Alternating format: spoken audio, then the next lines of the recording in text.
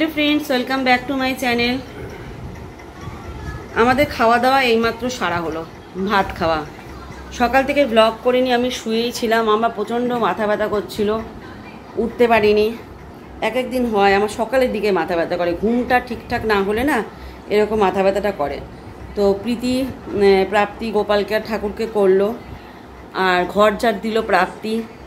প্রীতি স্নান করছিল তখন প্রাপ্তি ঘর ঝাড় দিয়ে দিল। আমি আস্তে আস্তে উঠে দুটো বিছানা তুলে দিলাম। প্রাপ্তি তো টিচার আসবে, তাড়াতাড়ি কর। তো তারপর খাওয়া দাওয়া, স্নান করে খাওয়া দাওয়া করে এই এখন একটু বসে ব্লগটা শুরু করলাম। কয়েকদিন ধরে রোজই লেট হয়ে যাচ্ছে ব্লগ শুরু করতে, সকালের দিকে পারছি না। আসছে কাল মনে হয় সকালের দিক থেকে পারবো, কেননা আসছে কাল লিপি আসবে না, আমাকে রান্না করতে উঠতে হবে। হাজব্যান্ড অফিসে যাবে, তো সেই জন্য রান্না তো করতেই হবে, না খেয়ে যাবে ভদ্রলোক। শরীর খারাপ যদিও থাকে তাও উঠতে হবে আমাকে। তো যাই হোক, এখন স্নান করার পর একটু ঠিক হয়েছে, কিন্তু একটা যদি ওষুধ খেতাম তাহলে বেশি ভালো হতো, কিন্তু ওষুধ আমার ঘরে অ্যাভেলেবেল নেই এখন। তো চলো ব্লগটা শুরু করলাম। এখন এডিটিংয়ের কতগুলো কাজ করব, কিছু এডিটিংয়ের কাজ করে ভিডিও ছাড়ি, তারপর তোমাদের সাথে কথা হচ্ছে আবার। আজকে আমাদের এখানকার প্যান্ডেল খুলে দিয়েছে, বাসগুলো খোলেনি।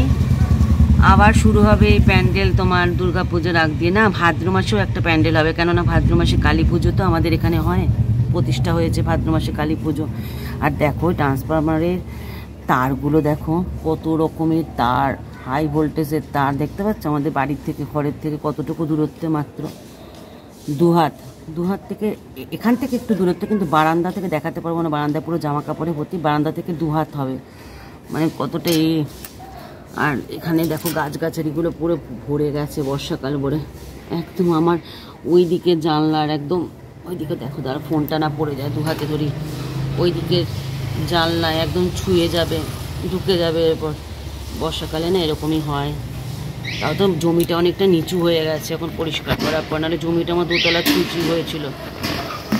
পুরো বর্ষার ওয়েদার, এত বর্ষা না আমার ভালো লাগে না, একদম কাদা বৃষ্টি চারিদিকে, জানি সবুজ হয় চারিদিকে, সেটা খুব ভালো জিনিস, কিন্তু বৃষ্টির দিন আমার একদম ভালো লাগে না। তো যাই হোক, চলো প্যান্ডেলটা খুলে দিয়েছে, ফাঁকা ফাঁকা হয়ে গেছে জায়গাটা, সামনেই পুজো আবার ভরাট হয়ে যাবে। আজকে পুজো দিয়েছে প্রীতি, পুজো দিয়েছে। তো পুজো দেওয়ার পর না প্রসাদটা তোলা হয়নি, আমার খাওয়া হয়ে গেছে। হাজব্যান্ডকে বললাম কি একটু প্রসাদটা তুলে দেবে, বলে আমারও খাওয়ার প্যান্ট, হাফ প্যান্ট তুলতে পারবো না। তোকে এই প্রসাদটা, বাবা কত বড় করে লকুনদানা দিয়েছে, আমি তো দেখিনি। দেখো এই নকুলদানাগুলো নষ্ট হলো না বলো তো বন্ধুরা? হাজবেন্ডকে বললাম তুলে দিতে, আমি মেয়ে মানুষ, পুরুষ মানুষের কোনো দোষ নেই। তো এরকম বলে ভুলিয়ে ভালিয়ে আমি বললাম একটু প্রসাদগুলো তুলে দাও, প্রসাদগুলো তুললো না। দেখো এত নকুলদানা কখন থেকে উদলো পড়ে আছে, এটা আর কিছুতে দেওয়া যায়? এটা জলেই দিয়ে দিতে হবে, কিছু করার নেই। আমি রেগুলার যখনই পুজো দিই তখনই আমি প্রসাদগুলো মানে 2 মিনিটের পরে উঠিয়ে নিই, এখন আমি অভ্যাস করে নিয়েছি এটা। কিন্তু আজকে পিটি দিয়েছে, তো আমি তখন খেতে বসে পড়েছি, কিছু খাইনি বলে ব্যাস আর তোলা হয়নি প্রসাদ। দেখো মজাটা, এতগুলো নকুলদানা নষ্ট হলো, কিছু করার নেই, জলে দিয়ে দিতে হবে। আমার না নষ্ট হলে জিনিস এখন খুব মায়া লাগে। আগে আমিও এরকম ছিলাম, অপচয় করতাম, ছোটোবেলার কথা বলছি, বিয়ের পর নয়। বিয়ের পর থেকে একদম মন মস্তিষ্ক সব চেঞ্জ হয়ে গেছে। এখন একটু ভাতও অপচয়, চালও অপচয়, কোনো কিছু অপচয় করতে ভালো লাগে না আমার, সত্যি বলছি। তো যাই হোক, এখন কি করব, বললাম কর্তাকে যে পুরুষ মানুষের দোষ নেই, তুমি তুলে দাও। আমার যেহেতু ভাত খাওয়া হয়ে গেছে, মাছ খাওয়া হয়ে গেছে, ওটাই করতে হবে। যেদিন কেউ তুলবে না আমাকে জামা কাপড় ছেড়ে তুলে নিতে হবে, নাহলে এই হবে, প্রসাদ নষ্ট হবে। চলো বন্ধুরা, পরে কোন দিক দিয়ে আমি শুরু করব আমি নিজেই বুঝতে পারছি না। এই হচ্ছে আমার রান্নাঘরে কন্ডিশন। দেখো দুপুরবেলা থেকে না আমি আজকে মাথা তুলতে পারছিলাম না, হঠাৎ করে কি হয়েছিল, মাথায় অসহ্য ব্যথা করছিল, সকাল থেকে বলছিলাম। তারপরে দুপুরবেলা খাওয়া দাওয়ার পরে একটু কমেছিল, তারপরে আবার শুরু হয়ে গেছিলো। তারপর থেকে আমি উঠতেই পারিনি বন্ধুরা, ঘুমিয়ে পড়েছিলাম। তো ঘুম থেকে উঠে এখন আমি রান্নাঘরে কন্ডিশনটা এরকম দেখছি। আমার ভাসুরের ছেলে আমাকে চা করে দিল, 1 কাপ চা খেলাম আমার ভাসুরের ছেলের হাতে। সঙ্গে প্রীতি নিজের খাওয়া নিজেই তৈরি করছিল, প্রীতির জ্বর, তাও নিজের খাওয়া নিজেই তৈরি করছিল, পাস্তা। তো ভাসুরের ছেলে কিছু করেনি, আমার বড় মেয়ের কাজ এটা, ঠিক আছে, এরকম করে লাইন দিয়ে গেছে। আর এইগুলো হচ্ছে দুপুরে খেতে দেওয়ার পর আমি রেখেছিলাম, আর বড় মেয়ে টুলে খেয়েছিল, সব নিচে রেখেছে। এই হচ্ছে পুরো দৃশ্যটা। আমার রান্নাঘরের কন্ডিশন। এখন আমাকে এই পুরো রান্নাঘর ঠিক করতে হবে, রুটি করতে হবে, আলুর দম আছে, মিষ্টি আনলে হয়ে যাবে। তো যখন কন্ডিশন এরকম, তো রুটি করব। রুটি করার আগে বন্ধুরা অনেক বাসন পড়েছে, কিছুটা বাসন মেজে নিই, নাহলে হবে না, খাবো কিসে। কালকে বাবা সব করে যাচ্ছে, আবার কালকে রুটি রান্না করতে আসবে না, তো আমাকে তো বাসন মেজে রাখতে হবে কিছুটা। কত বাসন পড়েছে দেখেছো। আর দিদি আস্তে আস্তে 10টা বেজে যায়। যেদিন আজকে তো দিদি ছুটি দিয়েছিলাম, 4 দিন ছুটি নেয়, তো দিদি আসলে না দিদি অনেক বাসন পড়ে যাবে। তো কিছুটা বাসন মেজে রেখে দিই, কালকে সকালে রান্না আমার কাজে লাগবে। আর এখন রুটি করব।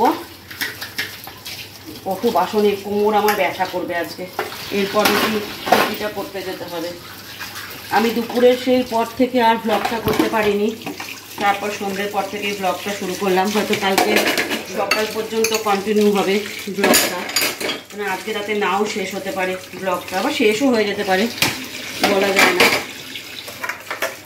এক এক দিন আমার শরীরে যে কি হয় কে জানে। এগুলো না রাত জাগার ফল।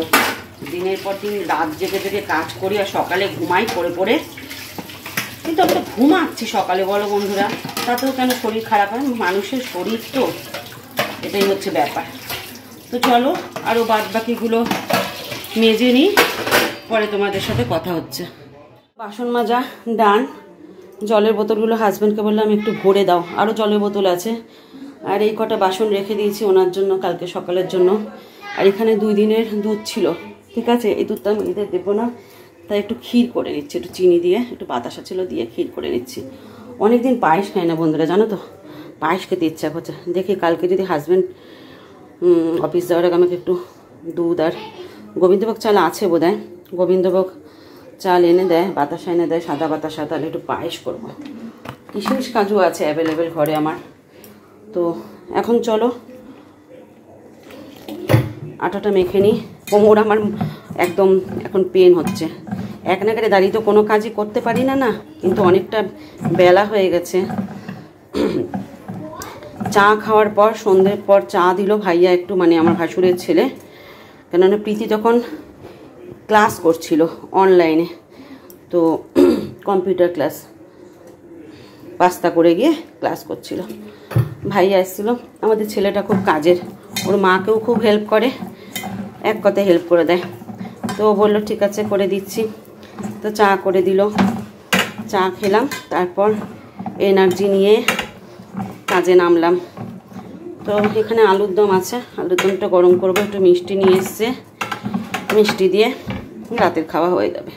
এখন 2 ভাই বোনে উনো খেলছে, ছোট বোন আর দাদা মিলে। চলো এক হাতে মাখা যাবে না, 2 হাত ইউজ। আলুর দমটা এখন গরম করে নিচ্ছি, আর ক্ষীর প্রায় হয়েই গেছে, একটু ঘন হবে ক্ষীরটা, একটু ঘন হোক, রাতে আর খাওয়া যাবে না, কালকে খাবো, কারণ গরম ক্ষীর খেয়ে মজা নেই। হ্যাঁ বন্ধুরা বলো। আলুর দমটা একটু জল দিলাম, নুন দিলাম, নাহলে সবার হবে না। কালকে কি রান্না করব রাত্রেবেলা ঠিক করে রাখতে হবে।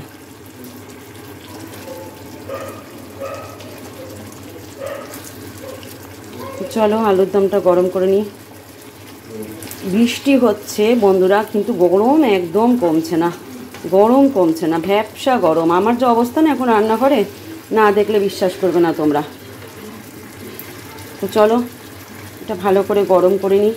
আজকে সারাদিন ফোনই ঘাটিনি, আমি একটুও ফোন ঘাটিনি, জানো, এতটা শরীরটা খারাপ ছিল।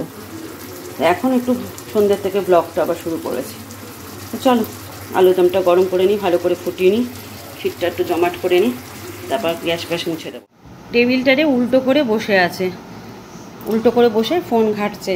তো চ্যানেলটার নাম করে দে একটুখানি, বলবি না? একটা চ্যানেল, ওর শর্ট চ্যানেল আছে, ঠিক আছে বন্ধুরা, নামটা আমিও জানি না, কি নাম রে বাবা? চ্যানেল গেমিং বলে। সেটাতে এখন কতটা সাবস্ক্রাইবার হয়েছে তোর? পাবে না, সার্চ করলে পাবে না কেন? সার্চে আসছে, সার্চে আসছে না? না, আমি তো তামিল ভাষা বলছি। আচ্ছা আমাকে দেখতে হবে, ঠিক আছে, আমি কালকে দেখে নেব কিভাবে সার্চ করলে পাওয়া যায়, ঠিক করে নিবি। ডেসক্রিপশনে লিংক দিয়ে। ডেসক্রিপশানে লিঙ্কটা দিয়ে দেবো, দেখছি। লিঙ্কটা আমাকে কপি করে পাঠিয়ে দে। তো কত সাবস্ক্রাইবার হয়েছে এখন ওখানে? ওখানে শর্ট ভিডিও ছাড়ে গেমিং চ্যানেলে। 412 সাবস্ক্রাইবার হচ্ছে। ভিউজ কীরকম আসছে? ভালো ভিউজ আসছে। তো দেখা যাক, ওর তো সবই কিছুদিনের জন্য, কতদিন এখন ছুটি চলছে যেহেতু, তাই ছাড়ছে রেগুলার, আবার কখন বন্ধ করে দেবে আমি জানি না। তো যাই হোক, আমার সমস্ত কাজকর্ম শেষ, অর্ধেক বাসন মেজে রেখে দিয়েছি। আবার যে কটা মেজেছিলাম মানে থালাবাটি কয়েকটা আবার পড়লো, কেননা সেগুলোতে খাওয়া দাওয়া হলো। তো এখন শুয়ে পড়া হবে। দাঁত ব্রাশ হয়নি, দাঁত ব্রাশ করতে হবে।